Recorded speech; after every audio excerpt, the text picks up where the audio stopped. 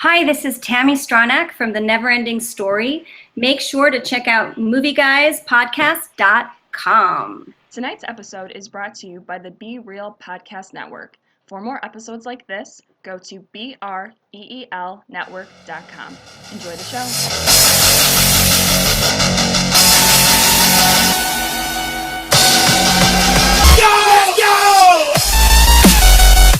Hello, everybody, and welcome to another awesome special episode of Movie Guys Podcast. We've been talking about it for a couple of weeks. Tonight, we have our special guest for an interview. I am Jordan along here with Eric and Ed. How you guys doing tonight? Hello. What up? There he is. And Ed, we know that you are a big fan, so introduce who are we talking to tonight? We are introducing the very first love of my life, and I'm sorry if I embarrassed you just now. But we are talking to the childlike empress from the Never-Ending Story. Please, please, please, everybody, we're this is a great honor for us. Tami, go ahead and say hello. Hello, thank you for having me. Awesome to have Tami, you on. I gotta know how you do our your, pleasure. Okay, Tami, what? Oh my God, the last name's gonna kill me. Stronach. Stronach. Stronach. It's Stronach, but it's not fair. It's like a trick. It's a trick last name. It's Gaelic. So it's Stronach, which nobody should have to be asked to say. So yeah, we've translated it into Stronach. Especially with a Midwestern accent, it's not even gonna happen. Oh my God! Well, thank you so much for joining us on this episode. We're big fans. Of course, we all grew up with Never-Ending Story, and we really do appreciate you taking the time to talk about it.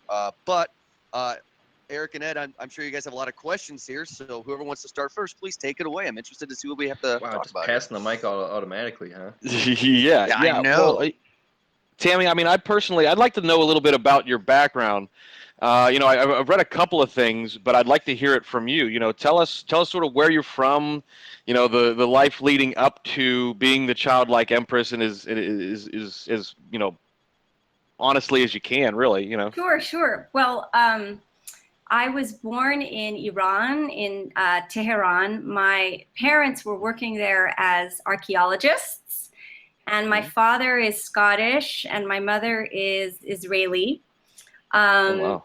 And so I grew up in Iran, and then after the revolution of 1979, we moved to England for a little while, and then we moved to Israel, and then we eventually settled in the United States when I was 9 or 8, and then just about to turn 9.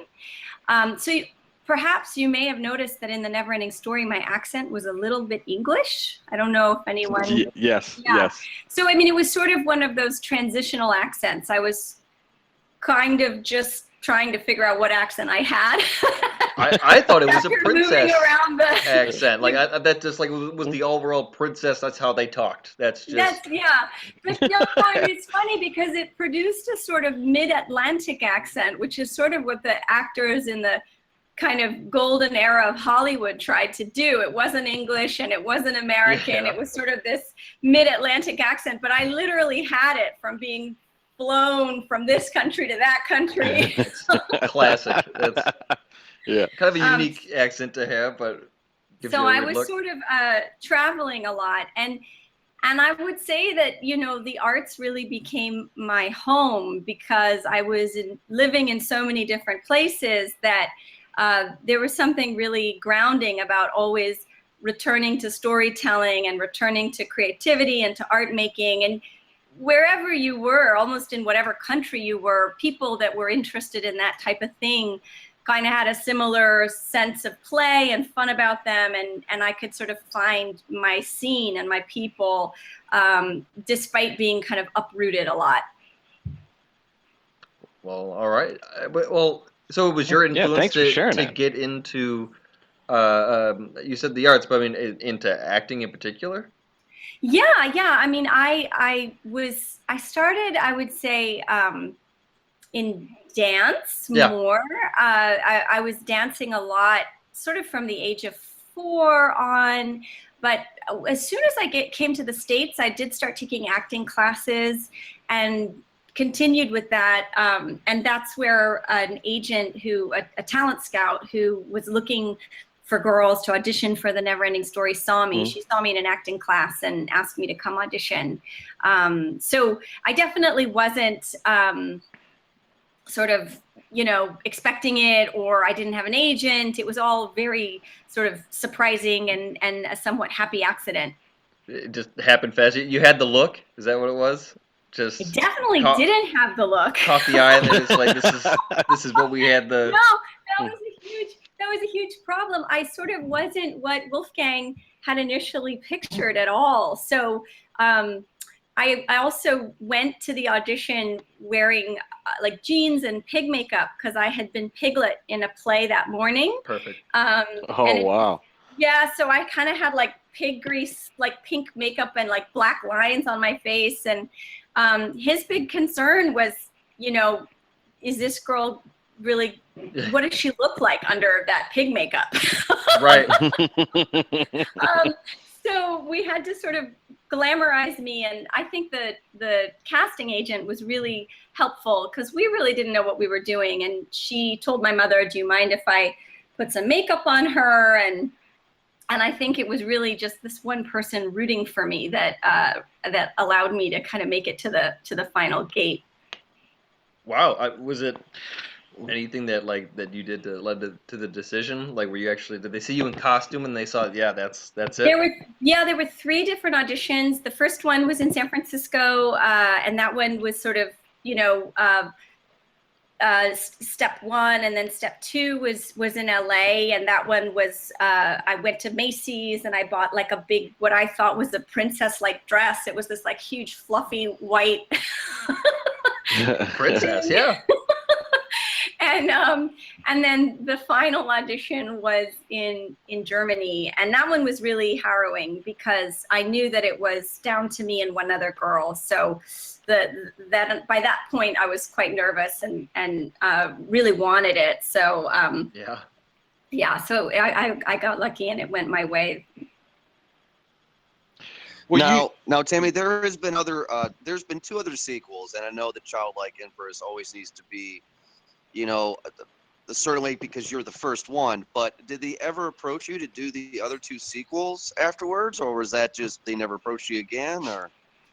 No, in the initial contract, I was asked if I would be interested in doing the sequels, but everyone always sort of grimaces when I tell them this. So just, we just were such a naive, not savvy Hollywood family. We really just, my parents are archaeologists. They're interested in the Persian dynasty and BC, and my father, you just couldn't put a less Hollywood savvy crew together.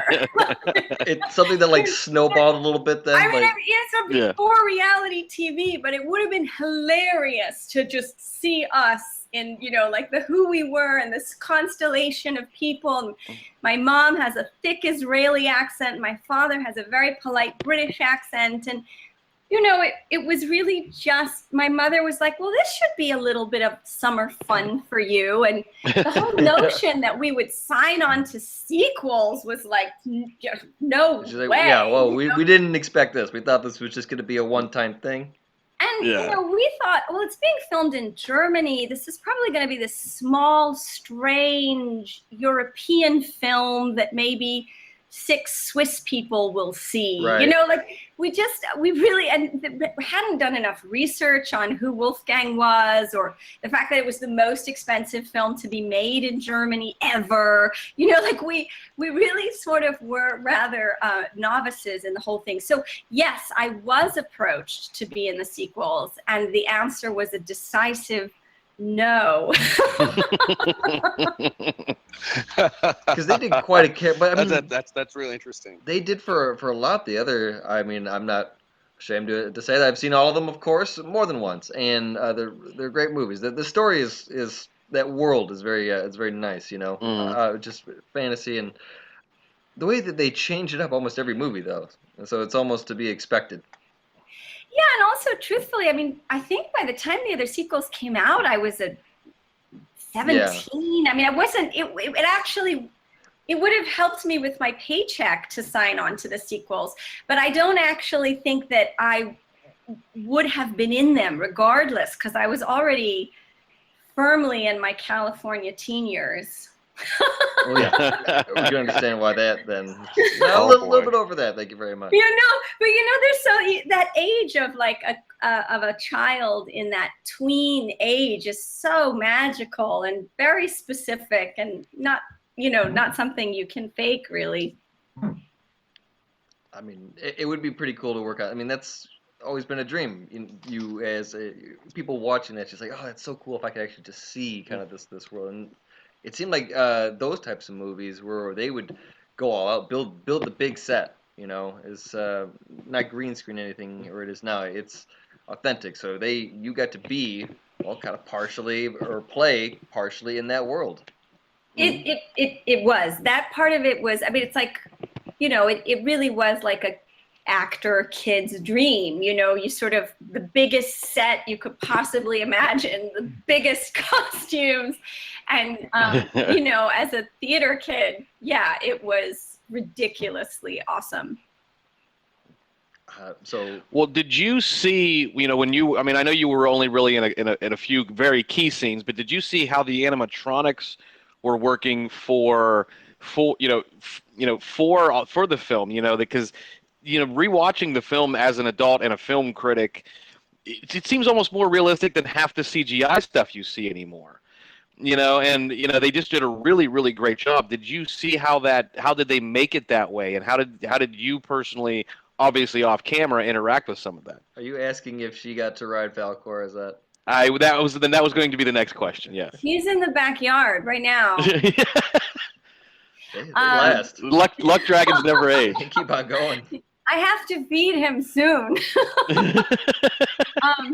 But I did. I mean, I actually, I ventured as often as they would let me into the back, into other scenes and into other sets. I mean, I think I was probably slightly annoying in that way, as I didn't want to be at the hotel. I wanted to be on set watching the behind the scenes as often as possible. And I think they were worried that I would make noise or get in the way or need attention.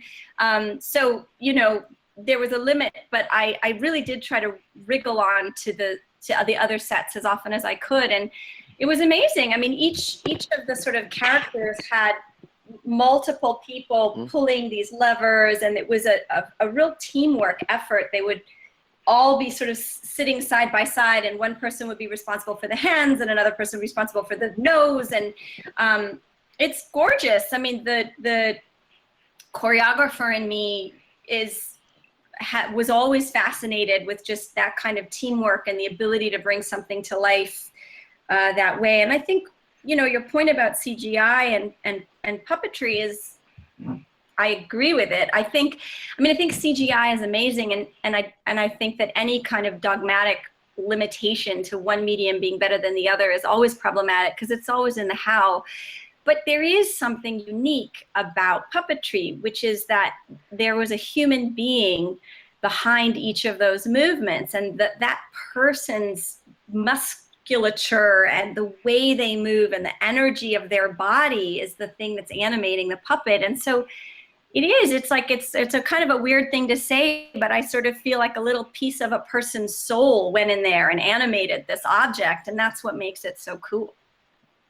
I would say just because also the actors' body language, their response too. You have this human working the puppetry, and the actor is reacting to that, and that's in front of them. It's not the person wearing the cotton balls or the whatever. And imagining the whole thing, yeah. Yeah, exactly. It's a little bit more easier for them to put themselves into the world or to that character a bit more too. And I mean, we're seeing a improvement in animatronics as well too.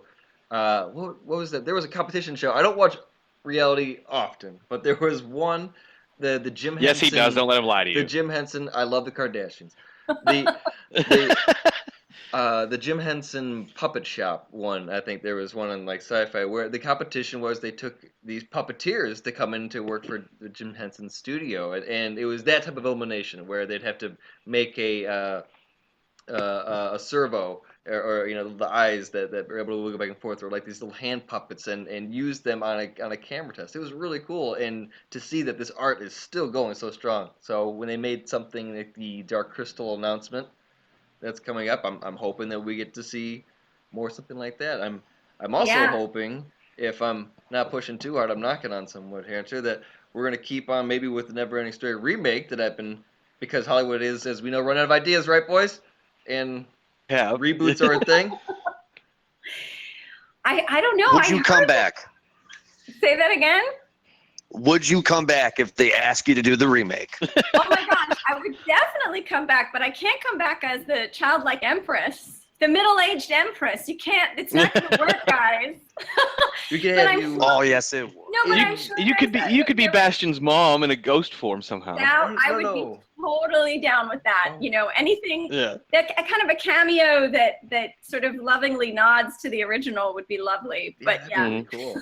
I'm not putting the pearl on. I'm sorry. Nice.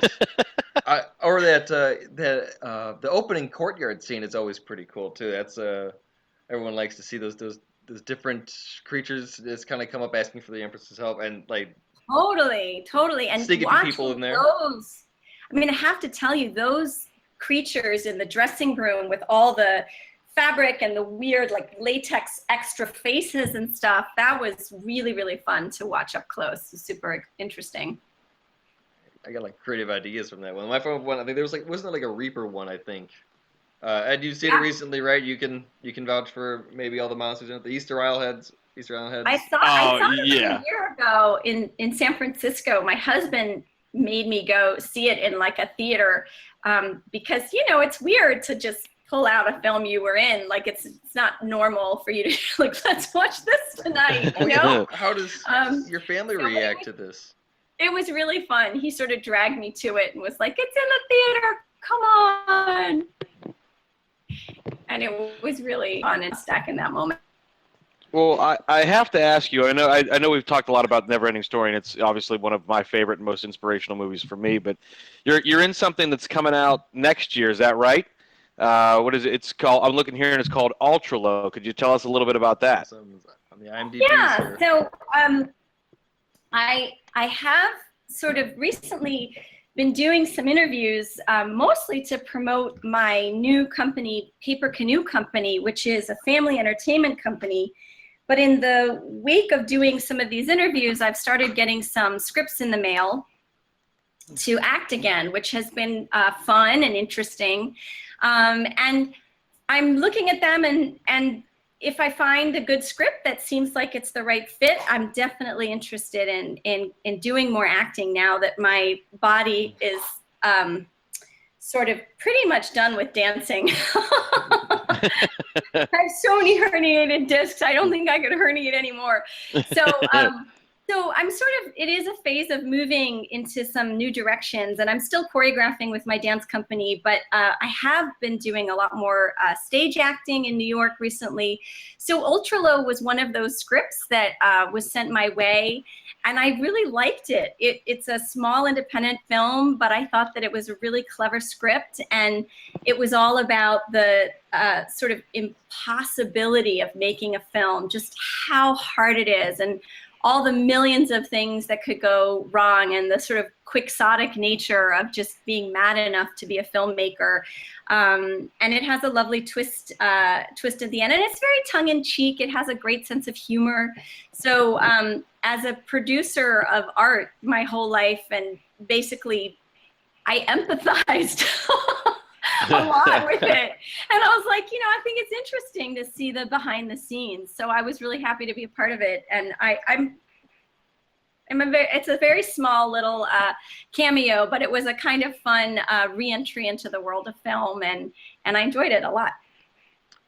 Well, you said that you. I got a question for you here. Okay, Jordan. Sorry, Eric. My fault. No, you go ahead and do your question. Go ahead. Just a few more questions. We're not gonna keep you much longer. But of course, Movie Guys podcast here. We review new movies.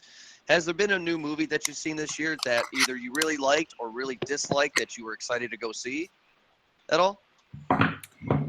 Does it have to be a movie or can it be like a TV series?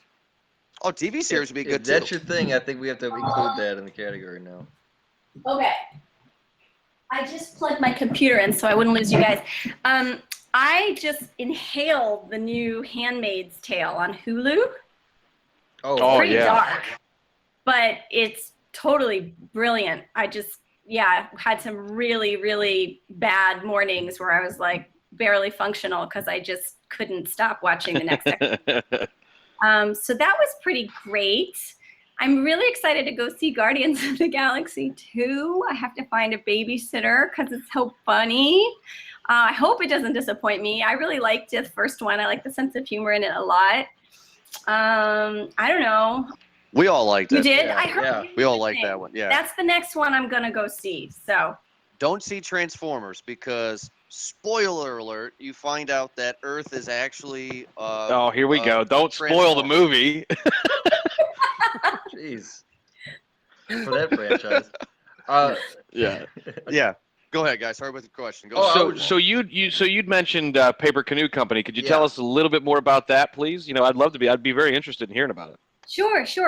So I had a daughter. She's 6 now, and after spending about 20 years being a choreographer and dance professor, I suddenly had this kid, and she wanted to play, and she wanted me to tell her stories, and suddenly I found myself doing a puppet show for her in a blizzard because it was 3 days of being snowed in. And pretty soon, all the kids in my 80-unit building were in our apartment. Oh, wow. Like, watching this puppet show. And then this theater down the street heard about it, and they're like, well, do you want to do it here? And basically, it just sort of grew out of my community. And so we did this puppet show for a couple months in New York, and then they wanted us to bring it back, and they want us to bring it back again. And we were like, I guess we're doing kids theater these days. And then we tried a more ambitious project called Light, which I really love the story of. It's a bit of a sci-fi dystopian world.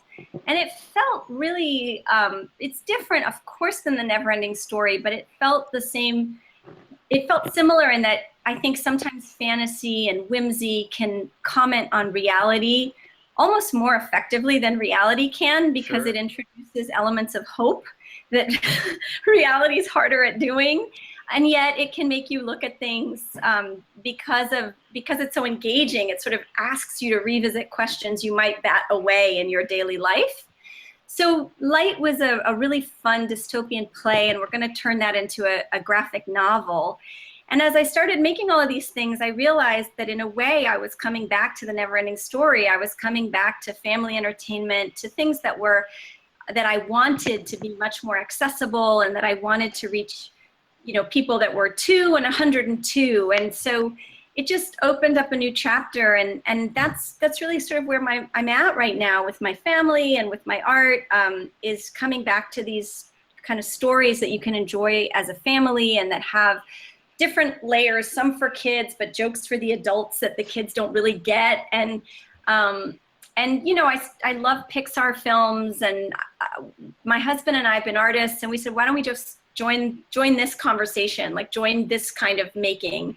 And our newest project is actually Beanstalk Jack. It's an album, and that's also new. I'm singing for the first time. Oh wow, that's courageous. Yeah, it is. Ready.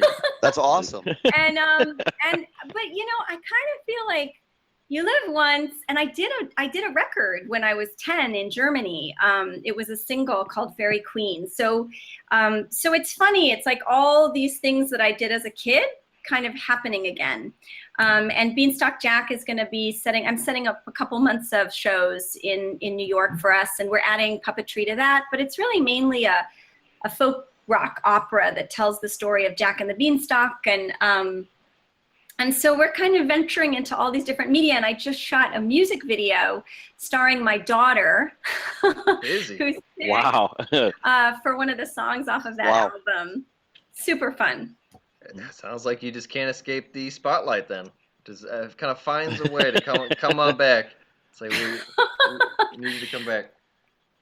I am. I mean, you talk about kind of that whimsy, and that's kind of what that puppet show is going to have. Is like it gives it a different feel for it, and I think that's. I don't know. I don't watch too many family movies or aged movies anymore, but it seems like a lot of it is all called just cartoon and computer graphic stuff, right? I mean, there's not that much. There's not that much puppetry, but you know, when you're doing a live show with kids, their faces when they see a puppet, they really are at this weird age where their reality and fantasy kind of blend. They don't totally know where the line is. Yeah. And I just think that for adults, that's such a useful thing to keep alive, that really our inner world and our outer world are much closer together than we pretend. And ideas that we form in our heads can manifest in the world at any time. You want to make a business, you think of it, you make it. You know, like,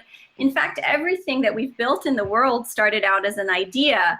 And somehow we lose track of that. And so I think this magical space of reminding ourselves of how close our imagination and reality are, which kind of echoes a lot of the themes of the Neverending Story, is something that, you know, still feels really important to me to kind of promote the importance of imagination. Well, you guys have any other questions before we say goodbye to Tami here? Because I don't want to say goodbye. I'm having so much fun. Yeah, I would be remiss if I didn't ask you to say the one line that everybody always asks you to say. But it's been my dream. You've been the love of my life since I was 12 years old. So I have to hear you say it for me, please. Payment due now. No, not that line. Sorry. Call my name. Yeah, there it is. Thank you very much. Well, I just want to say, for those people who are interested in what I'm up to, yeah, go ahead. You can check us out on Facebook at Paper Canoe Company, and there's a website, TamiStronach.com, which will send you to my dance work. I'm doing a new dance film in Prague in the fall. There'll be information on that.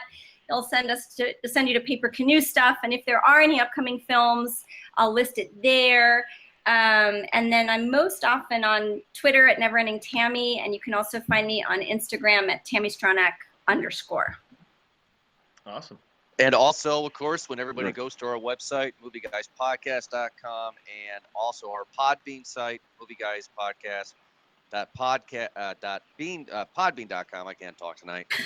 We'll have all that information listed in the episode, so if you guys wanted to check that out, you can as well. Tami, don't hang up, though, real quick. We had something we wanted to ask you for real quick off air. But Eric and Ed, thank you so much for joining me on this episode. This has been awesome. Thank you. Yeah, it's been a pleasure. Thank you.